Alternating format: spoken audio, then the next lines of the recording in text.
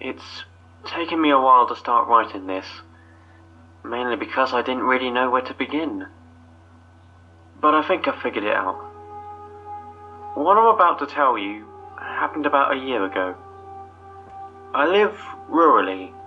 I don't want to say where I exactly live, of course, but I live locally to the narrow gauge Scarlery Railway. I'm a bit of a nerd on railways. I look into them a lot, the locomotives that run them, as well as older railways that closed long ago. Oh, and also, I love exploring, particularly abandoned places. I know people often say they're scary and sometimes they might be haunted. Well, that is kind of true, and I know that after this particular incident, but I still believe that's not often the case. I find abandoned places, well, kind of beautiful, to be honest. They're basically bits of history left behind, acting as windows to a time long ago, when certain things were different. Yeah, I know that sounds weird, but it's how I like to think about it. I like to explore all sorts of places. Castles, houses, factories, and I always like doing it alone. That might sound very strange, but I just prefer it that way. You're not bothering anyone, and there's no one to bother you. It's just, well, me. Not that I don't have any friends, I have a few, and I do hang out with them from time to time, but sometimes I just like spending time to myself. Now, you're probably wondering, what has any of this got to do with anything? Well, that's where my story begins. About a year ago, I was browsing through the internet, looking for any abandoned railway-related places on Sodor, because as much as I love learning about old railways, there aren't any local ones I can easily reach. Well, besides the ruins of the old Mid-Sodor Railway, which I've been to a couple of times. I looked up abandoned railways on Sodor, and nothing interesting showed. So I typed in abandoned train stations on Sodor, because I thought there must be one of those around here. As soon as I pressed enter, the first link on the list caught my attention. It went to a website detailing the history of an abandoned town called Great Waterton. I wondered how I never knew about this until now, but that didn't matter. According to the site, the town was one of the first on Sodor, and got its name based on the old waterworks in the area. The line it served was part of the Sodor and Mainland Railway, an old standard gauge line, run by these weird little box engines. No idea why they were designed like that. Anyway, apparently, the town was abandoned on October 12th of 1901, after the springs near it dried up, leading to the waterworks closing. Though, I'm not sure that was the only reason. I'll explain later. The line to this place has been ripped up, but the station and, well, the whole town is still there.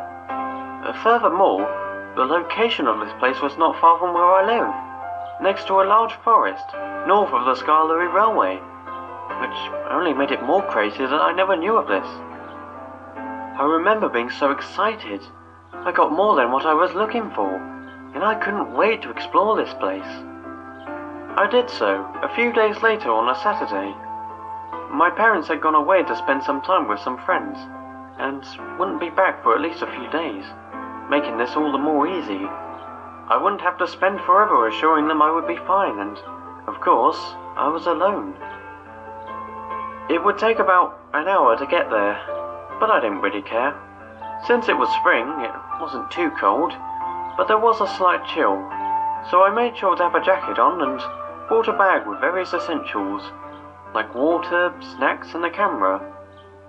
Oh, did I mention I'm into photography?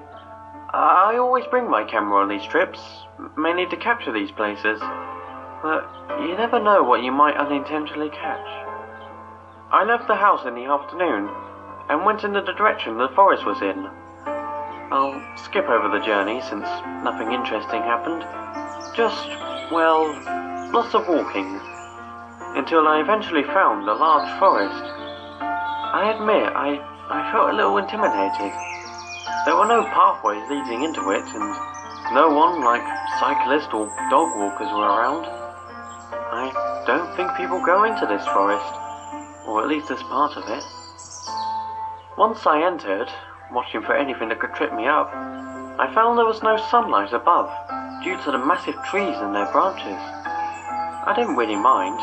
It did look very beautiful, and I began taking some pictures.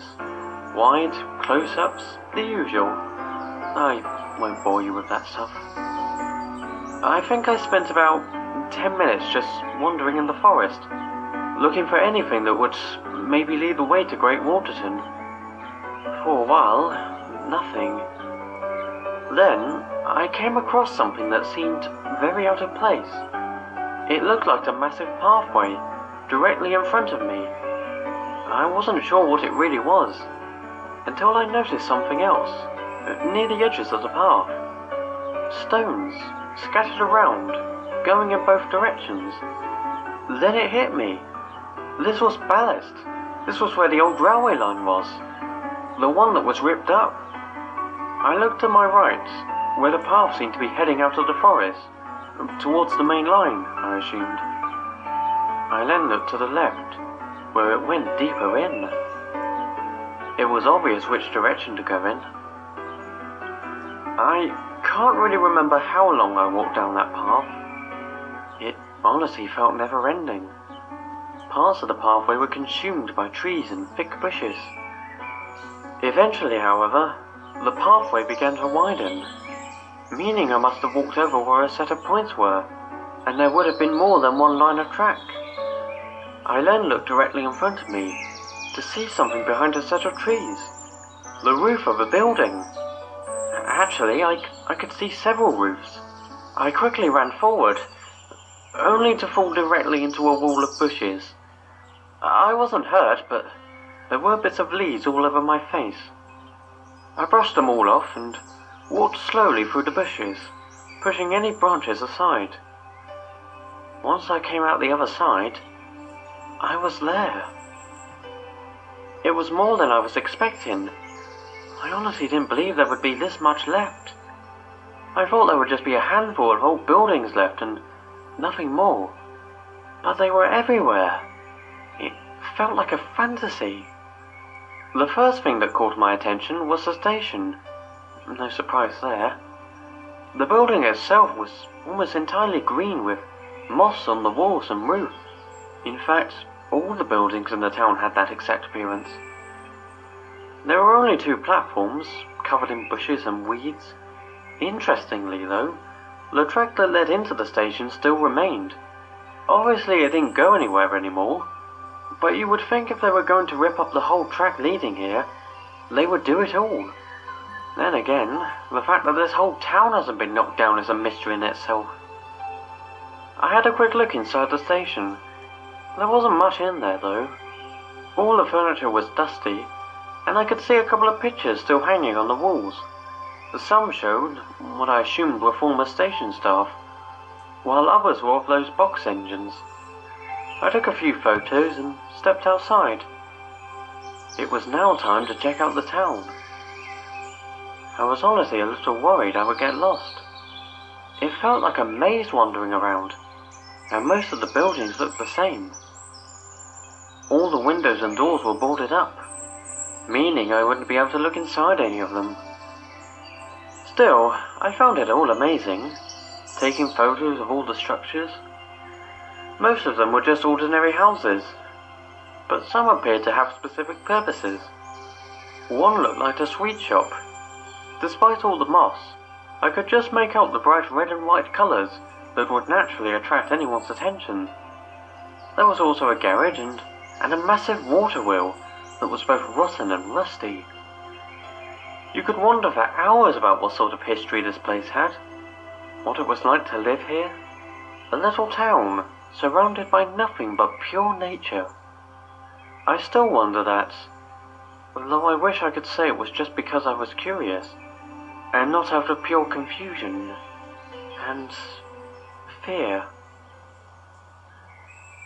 As I began to backtrack towards the station, I I began to hear something strange. It sounded like a high-pitched squeal, but it definitely wasn't an animal. I immediately recognized it as a steam whistle. I wasn't concerned straight away. I at first assumed it was a whistle from one of the engines on the main line. But as I listened more closely, I realized it was too nearby to be from the main line. In fact, it sounded like it was directly outside the town.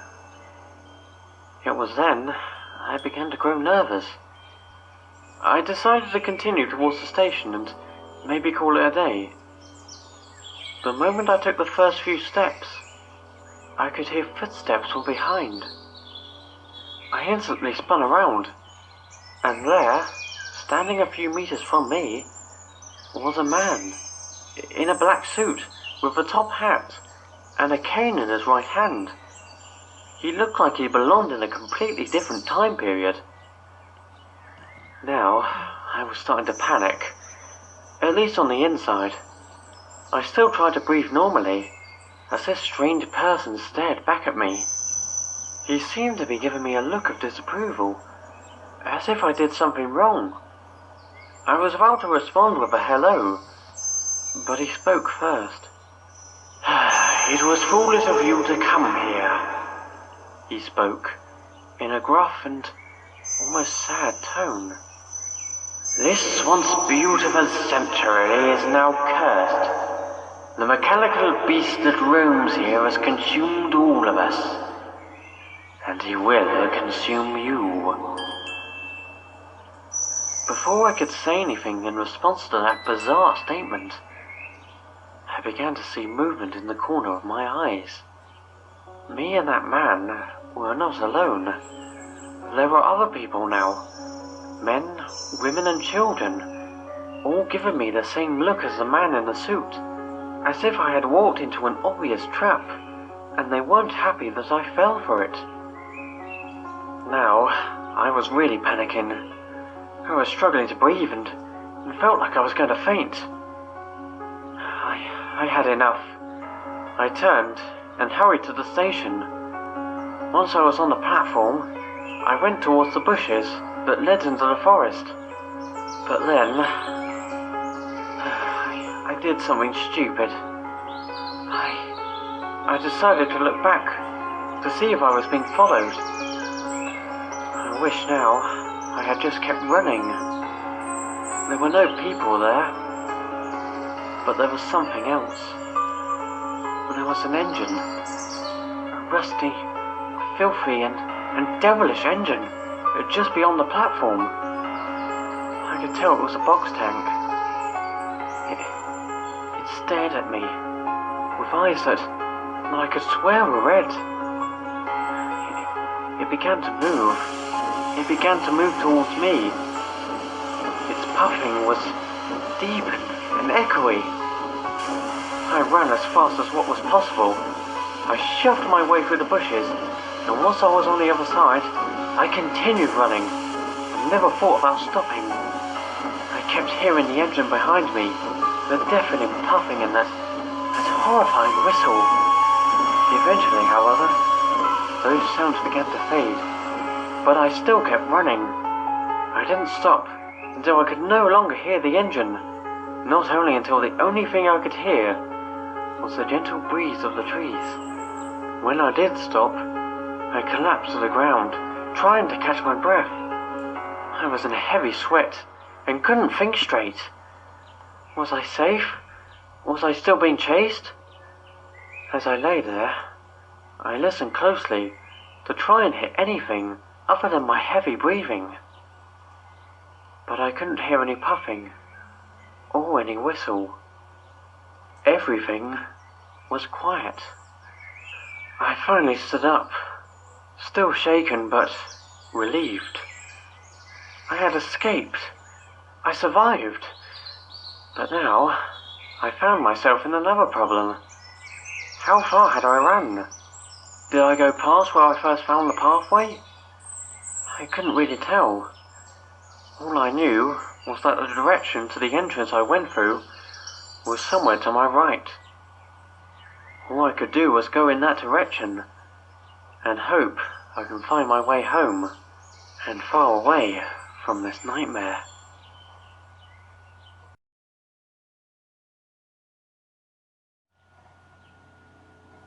Now, since I'm writing all of this from my home on my computer, you've probably already guessed that I did get home eventually. Turns out I hadn't run that far. Once I exited the forest, I walked alongside it until I came across where I had entered, and I was able to backtrack from there to my house. I can't think of any words to explain how overjoyed I was when I reached the comfort of my home. I could now rest easy, knowing I was far away from any danger. Naturally, though, I had several questions for what I discovered at Great Waterton, but no answers for any of them. All those people I saw, what that man said, how that engine was there, or how he could even move. And of course the obvious mystery of why the town was never knocked down if it hasn't been used for years. Later that night, I decided to investigate on the internet in the hopes of finding anything that might explain what I saw and heard. As my computer loaded up, I decided to look at the pictures on my camera. Most of them came out well, although a couple were a little overexposed. I am still learning, but there was also something else about some of them. In the backgrounds, I swear I could see people in the bushes or peeking around corners of the buildings. They were looking directly at the camera. They were looking at me. I was being watched the whole time. I don't really know what to say about that, to be honest. Well, back to the internet, and while I did find some stuff, it only added to the confusion. I first looked back at the website I saw a few days ago. Besides what I already read, there wasn't much I missed. Besides the year the line to the town was ripped up. March 12th, 1902, a year after the Sodor and Mainland Railway went bankrupt, and its 3 box tanks were scrapped. It was also 6 months after the town was abandoned. There was no mention of ghosts or hauntings or anything like that at all. I thought for a moment. Then, in the search box, I typed Great Waterton Ghost. While I did see results regarding ghost stories, none were about Great Waterton. It didn't make any sense. Surely I couldn't have been the only one to explore the town and encounter ghosts. However, I did find something while I was browsing. It was a link to a set of images showing a report from the Sodor and Mainland Company about a group of missing people. It detailed who they were and what their jobs were and so on. But the main thing that caught my attention was where they were last seen. Great Waterton. And the date? October 10th, 1901. Just 2 days before the town was declared abandoned.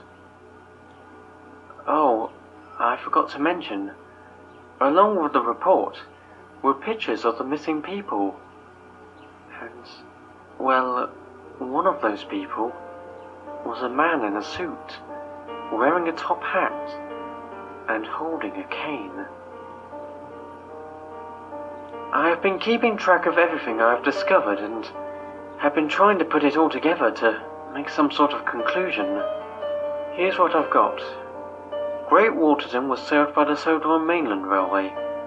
The Sodor and Mainland Railway went bankrupt in 1901, and all its engines were scrapped. Later that year, a group of people went missing, and shortly afterwards, the town itself was abandoned. One of those missing people was one of the same people I saw. That man, I guess, was warning me of the thing that most likely led to his disappearance. That thing in question was the engine that chased me, and based on its design, it's safe to say it was the Sodor and Mainland engine. This engine haunts Great Waterton, which was probably the main reason everyone left it, and it had nothing to do with the springs drying up. Therefore, it is possible that the Sodor and Mainland Railway wanted to cover up the real reason and rip up the line leading to the town to prevent anyone getting hurt, or possibly something worse. Now, I'm no detective, and some of those points are more or less speculation, so make of it what you will. I wish I had more answers to this whole thing, but that's all I've got. Great Waterton, a place that is seen as just an abandoned town, hidden away in a forest. I now know there is more to that. It was once a home to many, a gathering place for friends and family, a sanctuary, and all of that was lost in an instant. I never did tell my parents about that eventful day. I don't think they'd be too happy that I possibly nearly got myself killed just because I wanted to see some abandoned town. I still have a passion for exploring. However, I have reconsidered my way of doing it alone. I still prefer that way, and I do still explore alone sometimes.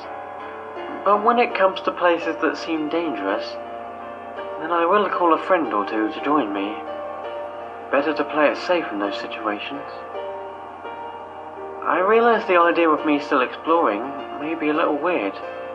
Why would you continue doing something that nearly killed you? Well, besides what I said at the beginning, I suppose for me at least, it really comes down to curiosity and a desire to see parts of our history, as opposed to just reading about it. If there's one thing this incident has made me realize, is that there can often be more to something than you first assume. There is always history, stories and people that have never been documented. There is so much out there that is hidden away. That just really interests me. That's why I do what I do. And I have no intentions of stopping anytime soon.